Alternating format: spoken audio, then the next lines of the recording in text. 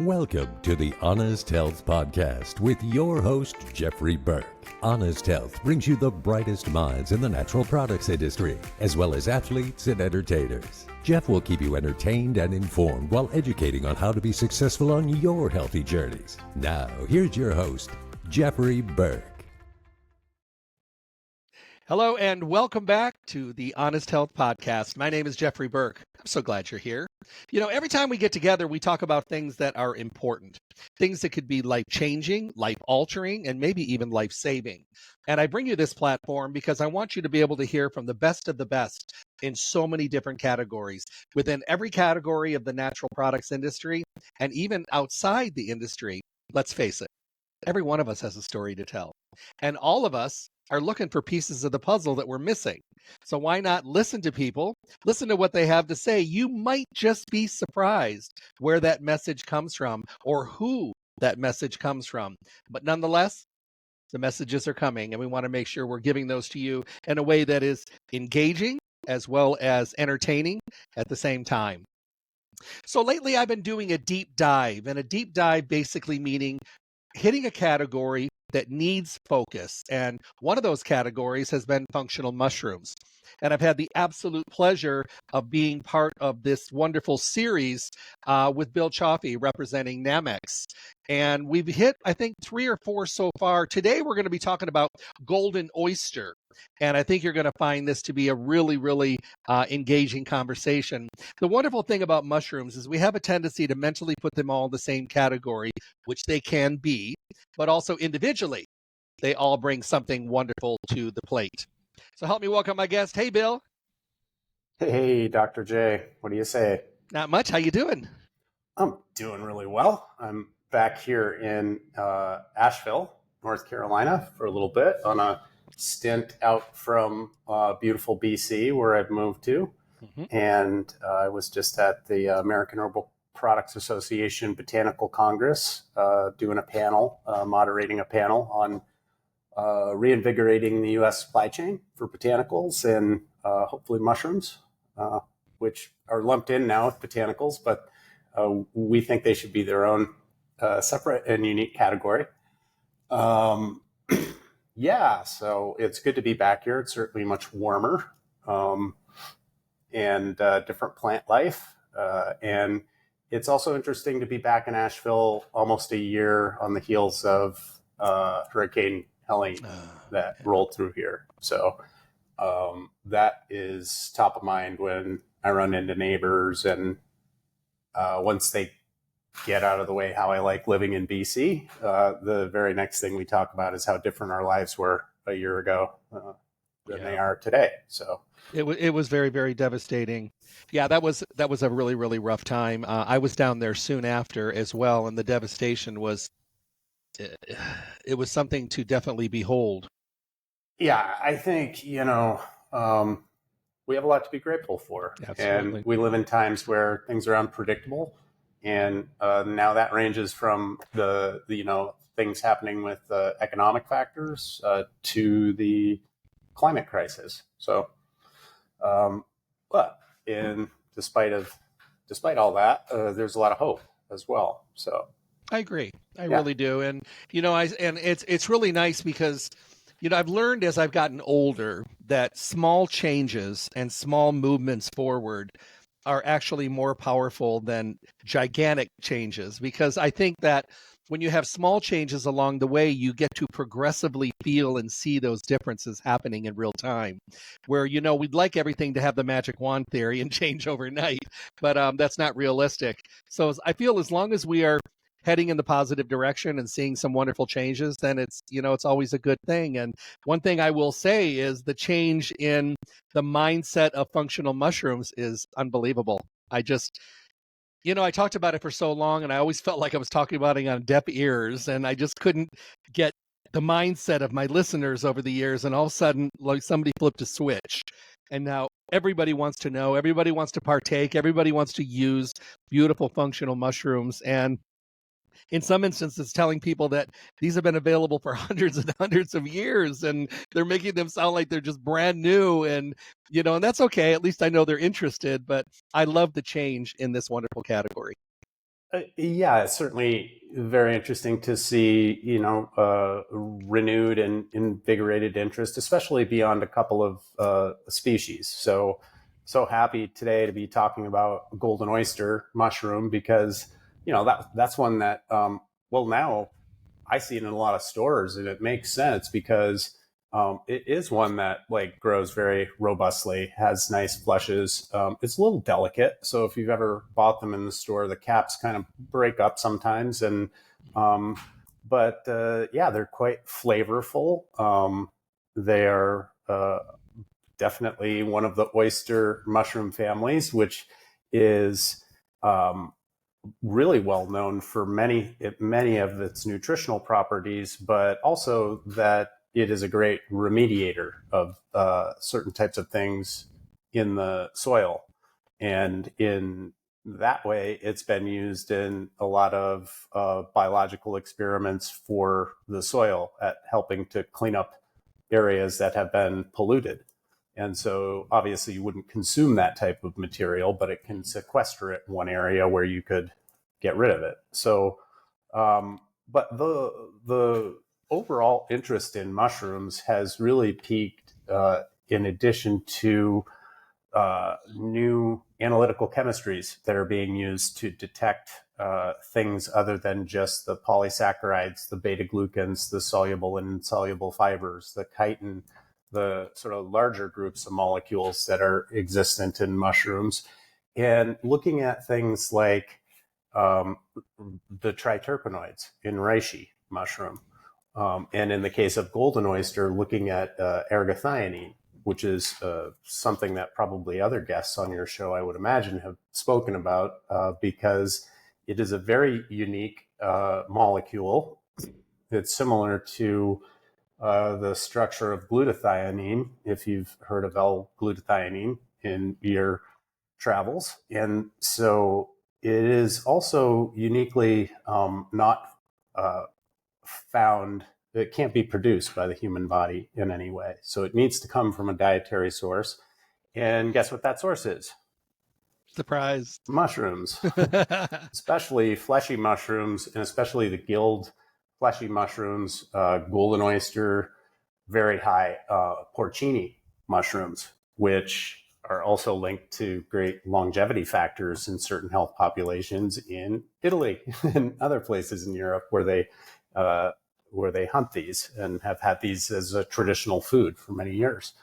And so, yeah, I think with golden oyster, what I think is interesting is that it's also quite available to buy in the store and to eat.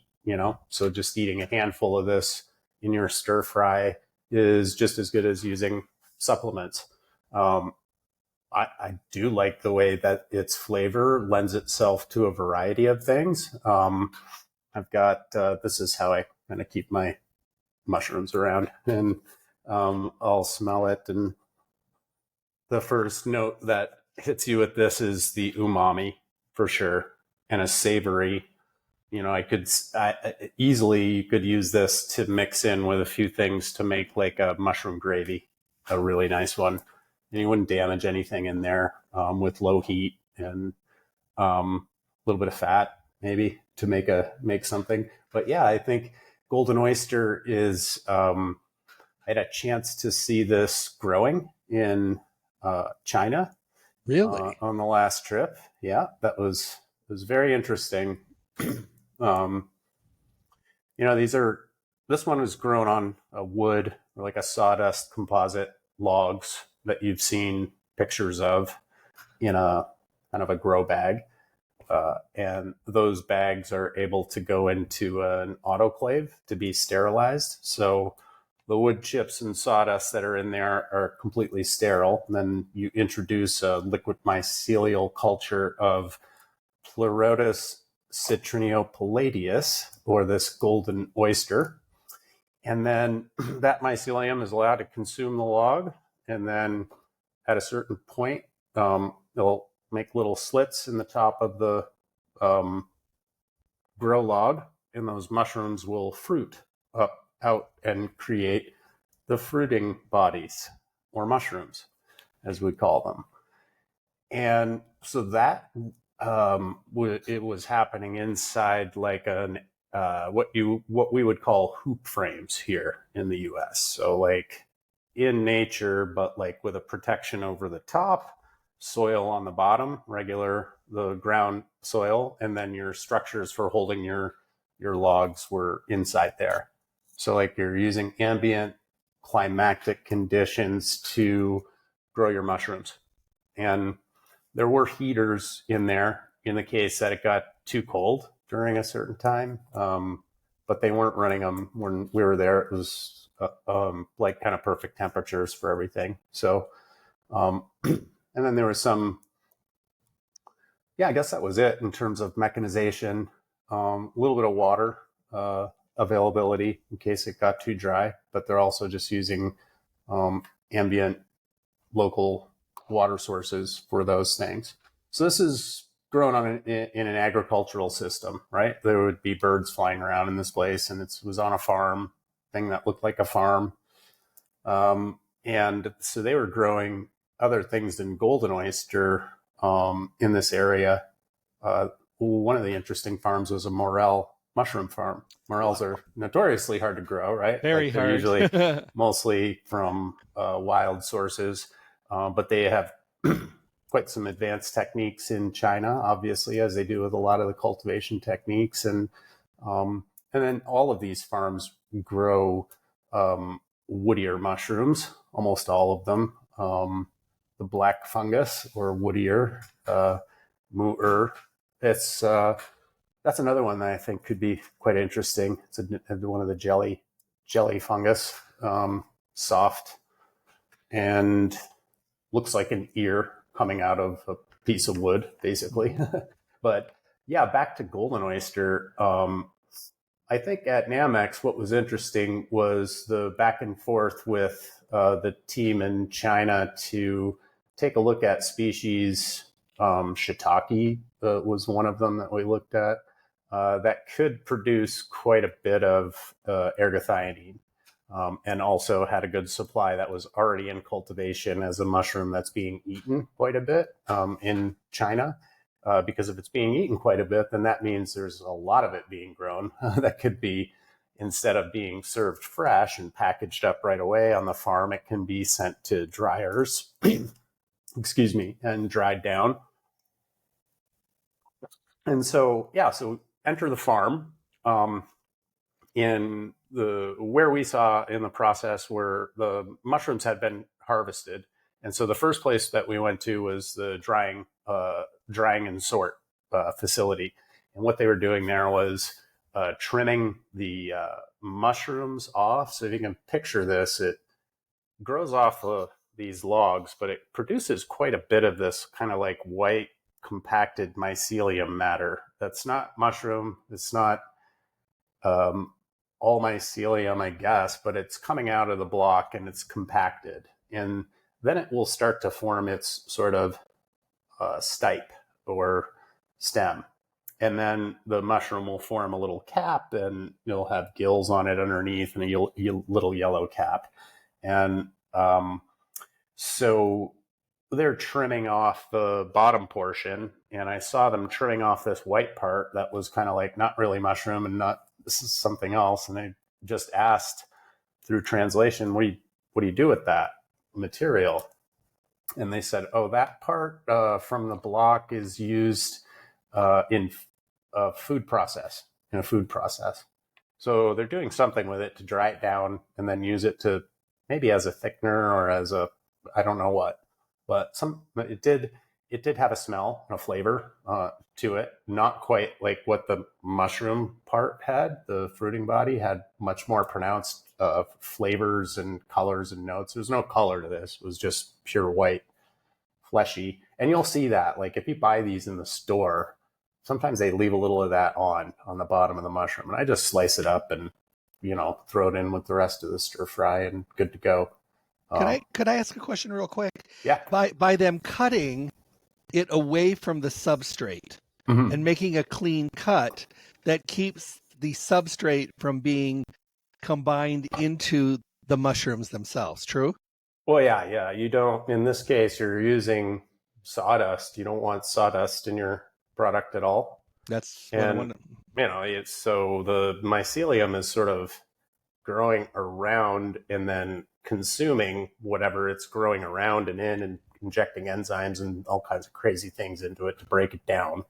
And then once it's consumed enough of it and gotten what it needs, it'll move on through its network of hyphae through the mass until it finds it's coated and kind of consumed up everything in that general area. And when you confine it in a little bag like that, then at that point it'll start to form knots, and then that's when it forms its mushroom. It starts to grow. Yeah. And then typically with mushroom harvesting, white buttons to everything else, like they're separating the mushroom from the substrate completely. Okay. And then so with the golden oysters, typically those are all mostly consumed fresh, I think. But there are these other uses for them. And that's the other thing that's very interesting when you look at supply chains that have been in process for hundreds of years, if not thousands in the case of China. They use everything in the supply chain somehow that's being produced. And what they do with the substrate that's spent is they either re-sterilize the logs to grow more mushrooms, or if it's completely spent, then it can be used as sort of compostable material. Has a lot of good mycelial factors there. It has organic matter that can be returned to the soil that's very clean. So farmers like that. And so in the larger mushroom growing world where they use a lot of those logs, that's what happens. And some use them, they can be burned as a fuel source. So a lot of those dryers and things like that run on wood, a number of different fuels, wood being one. So they could be used for fuel. But nothing goes to waste. If you were to think of golden oyster, well, if you think of many of the functional mushrooms that are out there, many of them stand on their own feet, which means they individually bring amazing benefits and health benefits individually. Is golden oyster one that stands on its own, or is it more effective as a synergism being used with other mushrooms? Well, I think that begs the question of defining golden oyster beyond the abundance of ergothioneine that's in it. But if we look at it in that sense, most of the mushrooms of that kind anyway, fleshy mushrooms will have good ergothioneine. White button mushrooms have good amounts of it.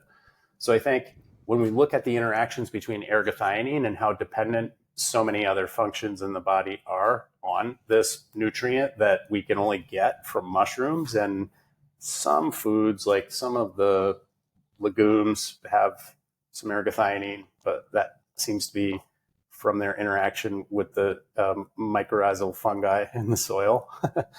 And asparagus comes up fairly high.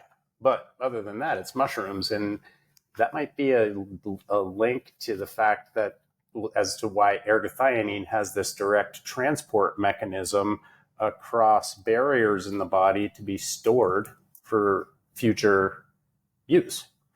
And, it's, we can't synthesize it, right? Like some of these other non-essential things the body could produce in its own metabolism from other nutrients, but ergothioneine, you can't do that with. And where they find it accumulating, right, when they do studies of different organs in the body that accumulate a lot of this ergothioneine, it's in the mitochondria, which are the energy producing parts of the cell and involved in longevity factors as well. And so they find it in bone marrow. They find it in your liver, your kidneys, immune cells, and all of these places. It's kind of protecting from oxidative stress, right? Which could be produced by our own bodies, endogenous stress or exogenous stressors being chemicals, toxins, crap that we're exposed to on a daily basis, whether we want to be or not.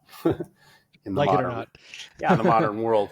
And the connection with this ergothioneine, and I think I'm talking now about golden oyster mushroom as well, because it's true of the mushroom, it's true of ergothioneine, that these things will help with these things called NAD levels. Have you had people talk about supplementing with NAD, nicotinamide, nicotinamide adenine dinucleotide, I think, adenine. So these types of things in NMN, that these are some supplements that have been in the news sort of under attack, right? Like whether they should be supplements or are they drugs, but no question they're quite powerful in the mechanisms for sort of DNA repair and cellular stress protection. And all these things relate to longevity factors. And so I think when we look at mushrooms, the greatest hope for all of the species that we can both eat and use as dietary supplements, functional mushrooms, is the daily use to support these longevity factors. And it's longitudinal use in most of these studies that's proven over time that, yes, they do extend your lifespan in populations that consume mushrooms, 100%.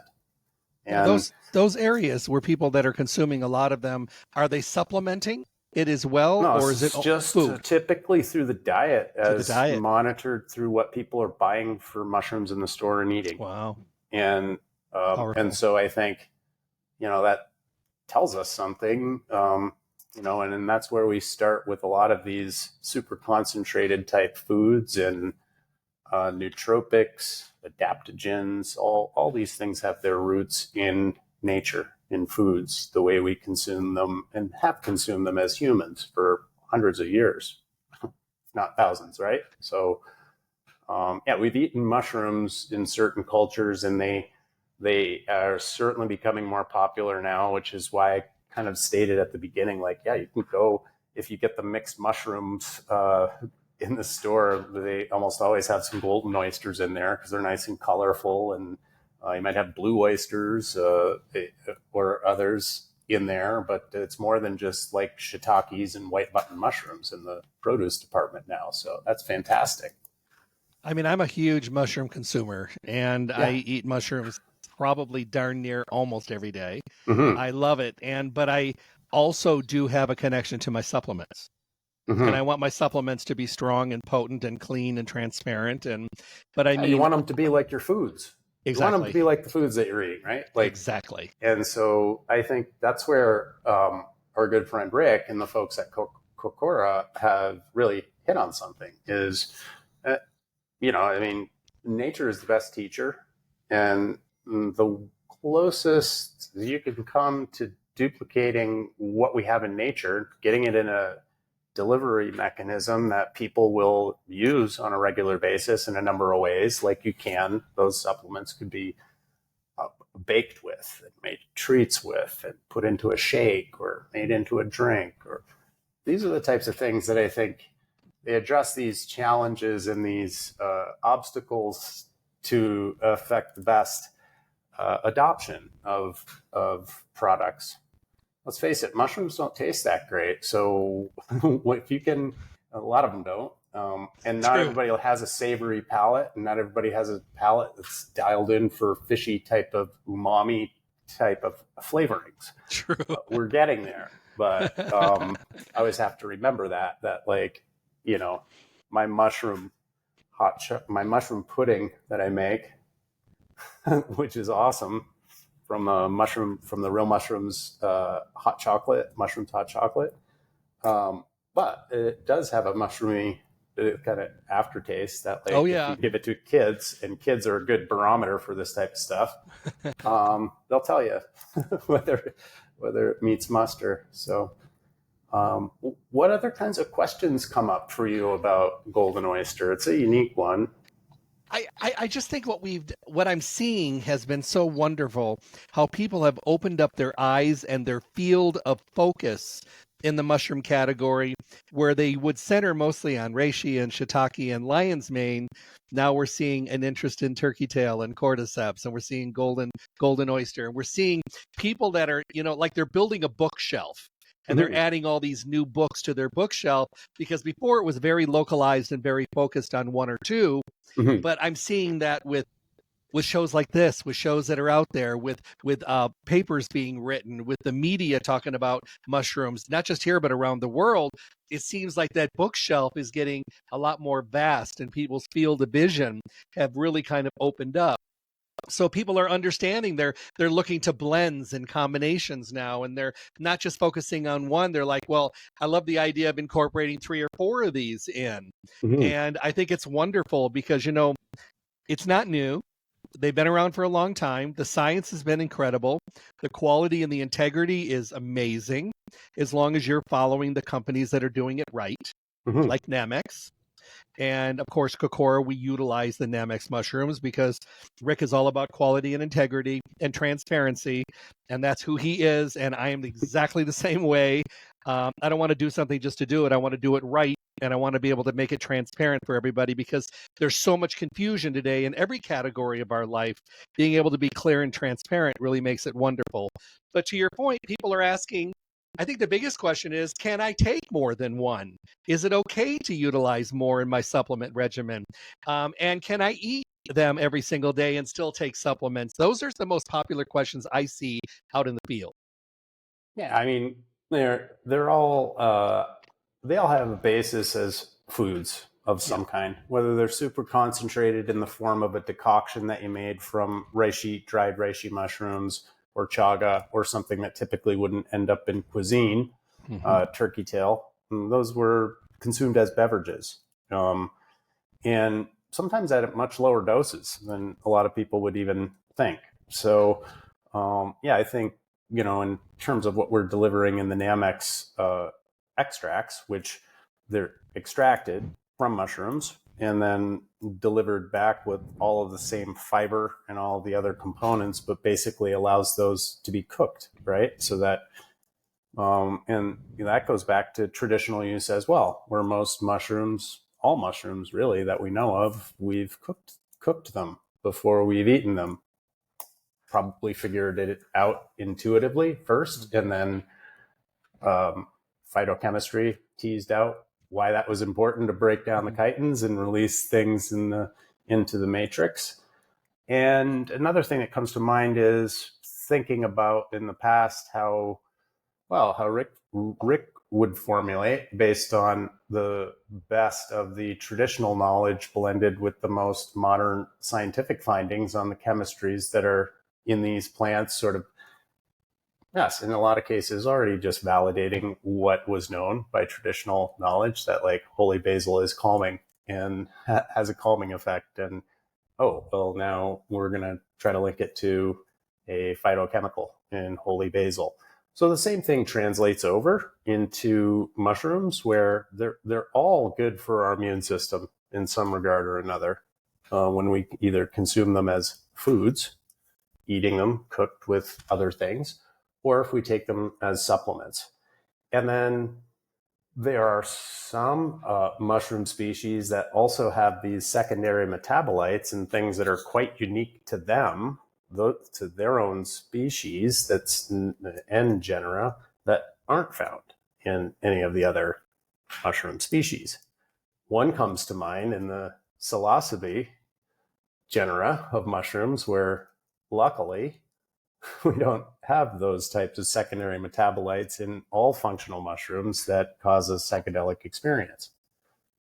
Seemingly just in that genus and a couple other genus and multiple species. So, yeah, I think that kind of follows. So modern science is going to follow the unique properties of things that are found in abundance in these mushrooms. And with Golden Oyster, there's all of the nice, rich mineral composition, some B complex, and other types of nutrients in there, including protein, soluble, insoluble fibers, and of course this ergothioneine. Interesting to know, anytime you would get ergothioneine, you would also be getting soluble and insoluble fiber. So it makes me think about the interaction and importance of a healthy gut biome to be able to incorporate these and why it might deliver itself with that mechanism as it's found in nature, and what might happen if you separate ergothionine from its soluble and insoluble fibers.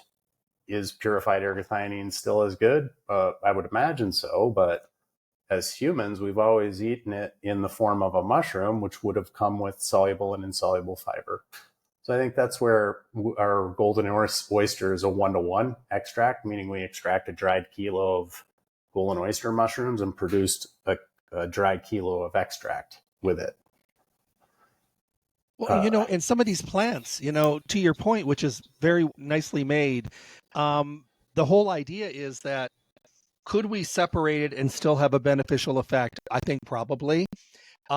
Does our body recognize it in its Mother Nature's original full spectrum state, more effectively? So that's a question. Question for the scientist.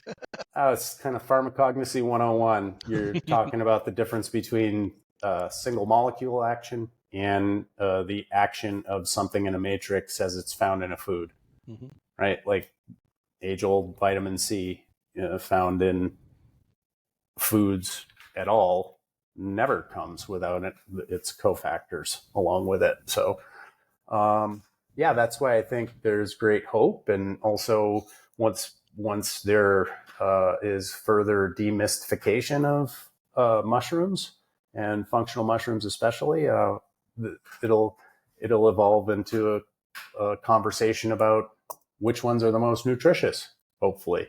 And we always have to have this superlatives, right? Like the best, the worst, the this, the that. But I think in general, mushrooms are very healthy. And so unless you already have some family history or allergy or predisposition to them, they're quite safe. They have these longevity factors in them where, even looking at very young people's nutrition, it could be benefited by the addition of more ergothionine. And I mean, kids are notorious for not liking mushrooms, I guess. They're a weird food. They're weird food, funky food. Yeah. So, I mean, but that might change, like maybe Super Mario changed that using the mushrooms in all the games. Now they're like demystifying through that avenue, but take what we can get, right?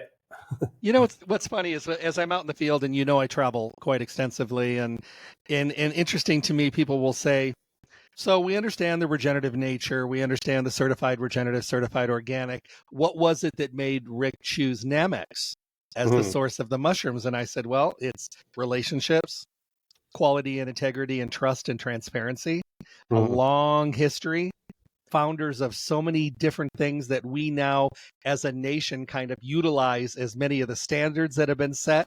And it just made good sense. And, because I can sleep at night knowing that all the quality of the ingredients that we use are wonderful. I don't have to dodge questions because it's clear and it's transparent quality and integrity. And I think that was one of the best things he did was decide to work with Nammex because it just makes good sense. Yeah, I thank you. And thank Ric for us as well, by the way. I think that you hit it on a certain point, and I know when you're checking boxes off on your product, it would certainly be fantastic if every ingredient in there could be regenerative, organic. It hasn't seemed to stop you from being able to get a quite high level of ROC. So I think the main point is that we're talking about the stewardship of and tilth of the earth and how we're managing the next 50 some odd harvests that are left, according to many scientists on the planet, because we've been interviewing people. I don't know if that's a statistic that's still being bandied about, but if we look at how much nutrient and life is left in a lot of the soil until we start adopting widespread regenerative practices, we're just not going to get there with standard, even possibly organic practices. Nammex's mushrooms are under USDA organic certified reciprocity with the systems that are set up in China. They're audited. We just had our organic audit, and we passed, of course. Very proud of the team. Didn't take too long, a little longer than a day and a half. But yeah, that's an annual process. And so the same organic certification that you rely on through that USDA organic process in the US for your kale or your whatever you're buying in the produce department also applies to the goods that we sell. I think it's interesting that I'm seeing some, and we get asked questions like, are you guys going to get a regenerative organic certification?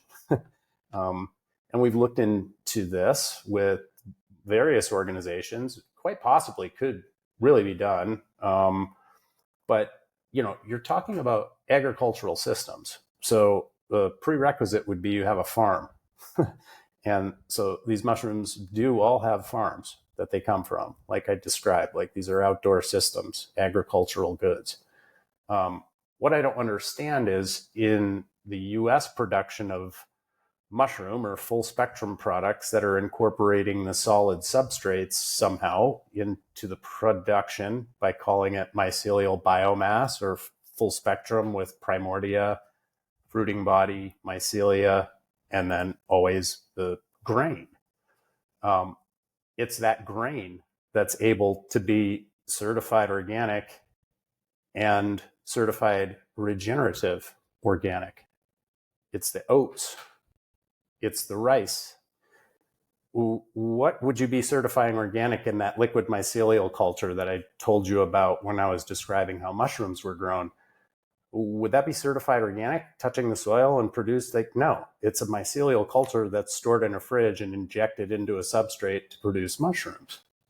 So in thinking about this process and looking at it and having been through the ROC's guidelines early on, before I was involved with Nammex, with Ric, looking at these things, it seems to me like there's an opportunity for them to disclose better that it must be based on regenerative oats or regenerative rice. And that's fantastic because that means more acreage is under cultivation of that substrate.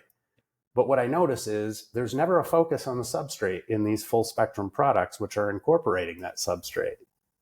It's always about other things.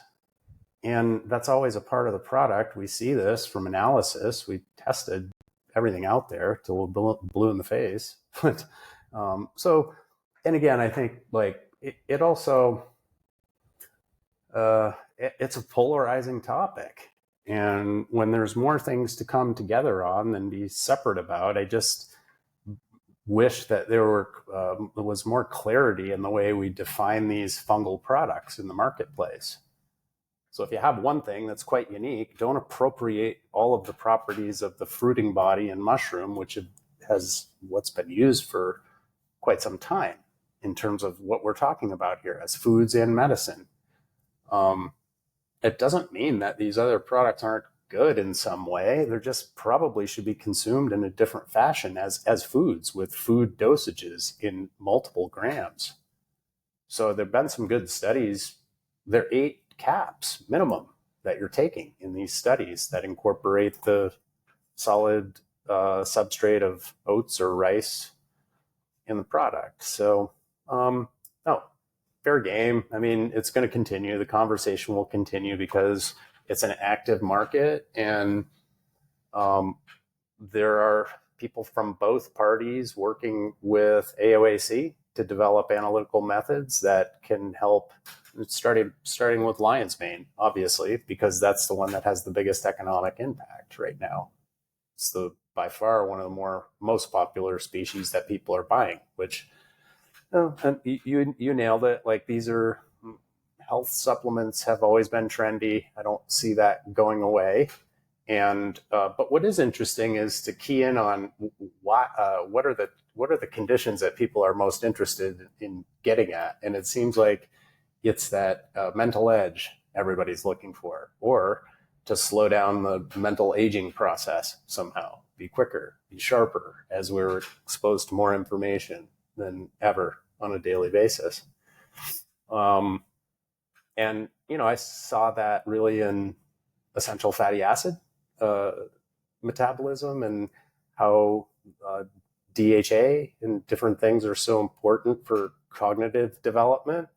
And that, so at the end of the day, it comes down to proper rest and nutrition in order to get these things going. Agreed.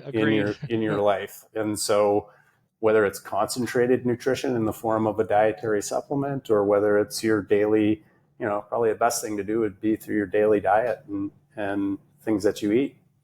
And that's where I think there's great hope with mushrooms, because they, like I said, you can buy them right in the produce aisle, and nobody's confused about what they're buying in the produce aisle, Jeff. No. But I love the versatility of mushrooms, and I love the versatility. Even the powders that we have, our mushroom mocha, and I just think that the versatility of use is amazing, and you're not locked into making anything a certain way. You can use that variety, and I think that's really important. And I think we also have the flexibility of being able to add and subtract individual mushrooms into our daily regimen. Yeah, absolutely. That we've been leaning into our flavor profiles more in terms of it was scientifically documented by a panel of sommeliers, fermentation experts, and people who taste things basically for a living. And I think because that's very important, especially in our market where we're truly selling functional foods now. There's no doubt that these coffee is a great example, and the 7 mushroom mocha's success. And there's no doubt that they are versatile and they lend themselves to sweet and savory preparations. And and Golden Oyster, I think, is another one to try out in that regard. Start in the produce aisle, cook some up for dinner. I agree. Yeah. No, this was great. I always love our deep dives because new points come up every time. A versatility, also a better understanding, and I think people just are feeling a lot more comfortable with a category that, although we've been talking about it forever, they're finally getting it. And I love that because now they're actually trying things. 2 questions. Number one, leave us with a thought of the day. Okay. Oh, I should have been prepared for this. Nah, never prepare. It's better this way. Thought of the day. Probably said this before, but it pays to be kind. It really does. Yeah. I mean, looking at this, how Helene unfolded, and you don't know what's going on with the people that you run into on the daily. So it's a stressful world. So I think if we can lead with kindness, there's plenty of room to disagree with people and be kind at the same time. Absolutely. So, yeah. Okay. That's my thought for the day. All right. My second question, this is a new one. If you were to leave this planet today, what would you want to be remembered for? I was actually just thinking about this because I've had, unfortunately, occasion to have to think about that with dear ones. And so I would want to be remembered for bringing joy to someone's life. I love that. Period. I love that, you know, and I'm the same way. I'm all about that. And I prioritize everybody in my world around me because I think it's important, and it costs absolutely nothing, to your previous point, absolutely nothing to be kind and supportive and uplifting. And, I posted this meme a couple of weeks ago, and I said, sometimes you have to be your own biggest fan and pat yourself on the back. And it was a picture of this girl walking on the road playing clarinet, and it was her homeschool marching band.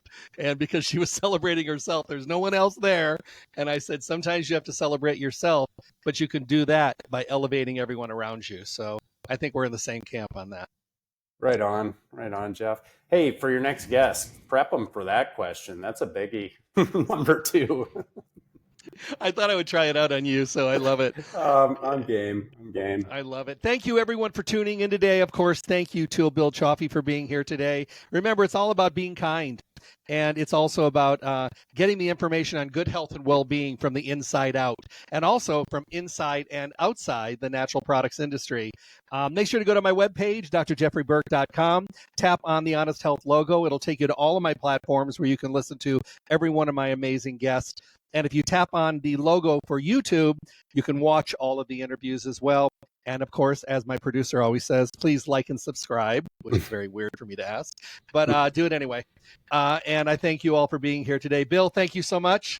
Thanks, Dr. J. Have a wonderful day, everyone. Be well, be healthy, be kind, and God bless. Stay tuned for more information from the Honest Health Podcast with Jeffrey Burke. And make sure to check back often for interviews and conversations from the guests we all want to hear from. I'm John the Announcer. Thanks for listening.